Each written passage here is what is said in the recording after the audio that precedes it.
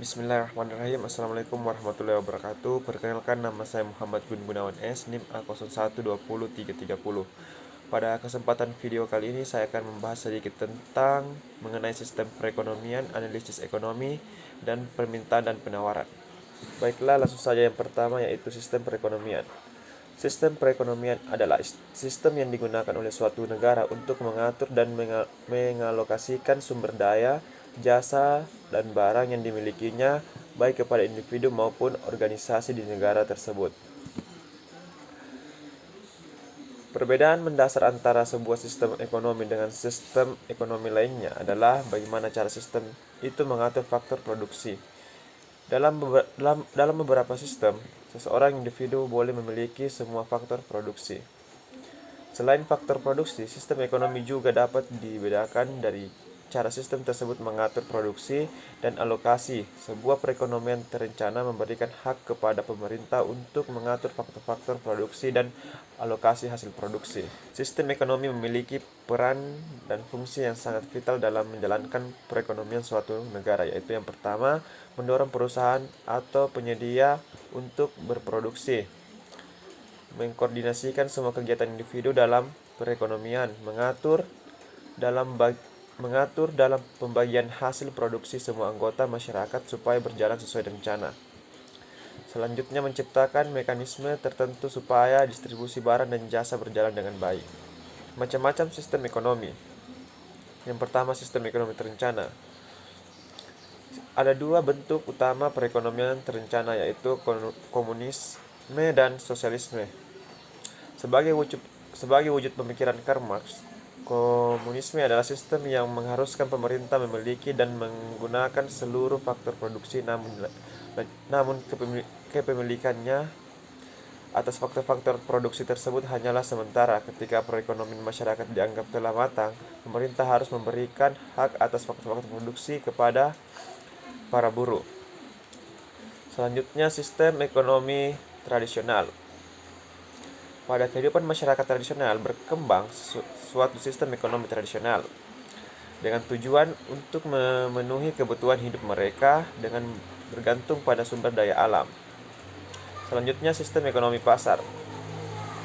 Perekonomian pasar bergantung pada kapitalisme dan liberalisme untuk menciptakan sebuah lingkungan di mana produsen dan konsumen bebas menjual dan membeli barang yang mereka inginkan. Selanjutnya, sistem ekonomi campuran. Ekonomi campuran dapat diartikan sebagai gabungan dua konsep sistem ekonomi. Secara umum, ekonomi campuran merupakan gabungan antara ekonomi liberal dan ekonomi sosialis. Dalam artian ini, ekonomi campuran mengutamakan ekonomi pasar sekaligus disertai dengan perencanaan pembangunan ekonomi yang menerapkan sentralisasi. Selanjutnya, sistem ekonomi Islam. Sistem ekonomi Islam dibangun berdasarkan konsep agama Islam. Dalam sistem ini, sektor keuangan tidak dihitung sebagai bagian dari pertumbuhan ekonomi.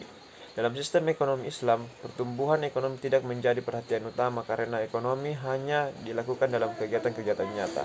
Selanjutnya yaitu analisis ekonomi.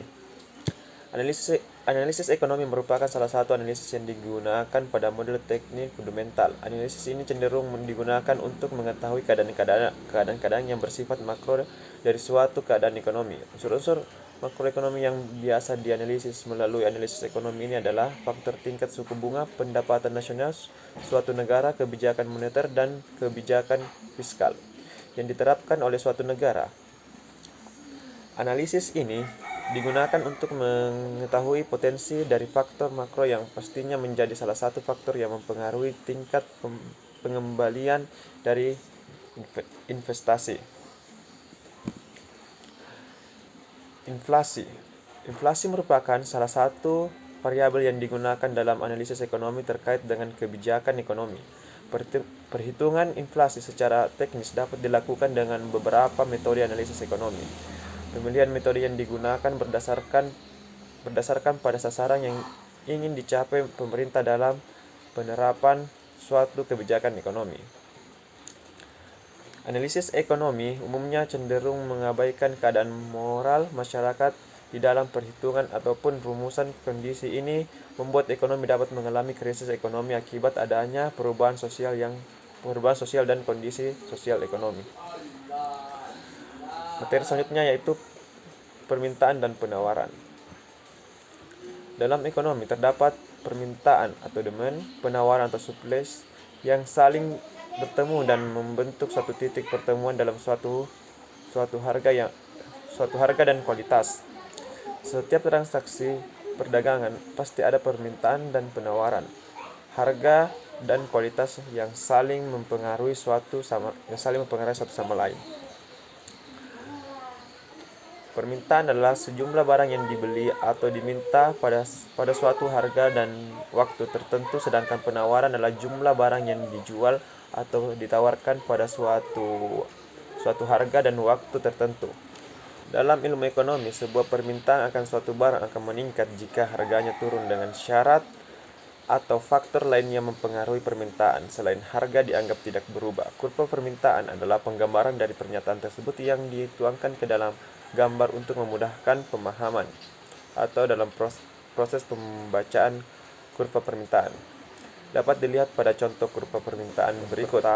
Di titik pertama, di titik A, dengan harga 20.000 dengan jumlah 120, titik B 18.000 dengan jumlah 140, titik C 16.000 dengan jumlah 160, titik D 14.000 dengan jumlah 180, titik E 12.000 dengan jumlah 200.000. Jadi kurvanya akan membentuk garis lurus dari P ke Q, tetapi kurva ini bisa mengalami pergerakan atau pergeseran dalam teorinya.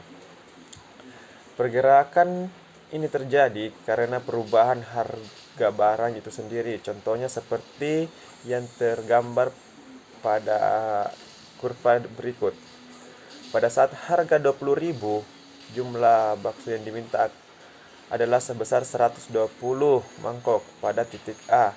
Sedangkan jika harga turun menjadi 18.000, maka permintaan akan jumlah bakso akan turun menjadi 140 mangkok. Selanjutnya, kurva penawaran. Kurva ini adalah kebalikan dari kurva permintaan. Bunyi hukum pada kurva penawaran adalah jika harga suatu barang naik, maka barang yang ditawarkan juga akan naik dengan syarat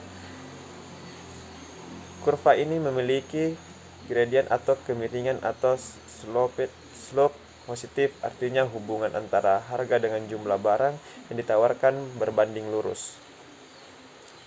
Dapat dilihat pada contoh soal berikut, di mana titik A memiliki harga 20.000 dengan jumlah 200.000 dan berikutnya. Dengan penggambaran kurva sebagai berikut. Seperti halnya dengan kurva permintaan, kurva penawaran juga bisa bergerak dan bergeser. Kurva akan bergerak akibat perubahan harga barang itu sendiri. Sebagai contoh dapat dilihat pada kurva penawaran berikut. Pada saat harga 16.000, jumlah bakso yang ditawarkan adalah sebesar 160 mangkok pada titik C. Dapat dilihat pada titik C, ketika harga naik menjadi 18.000, mengakibatkan pertambahan jumlah bakso yang ditawarkan dari 160 mangkok menjadi 180 mangkok. Titik C pada kurva permintaan bergerak ke kanan ke titik B, dan seterusnya.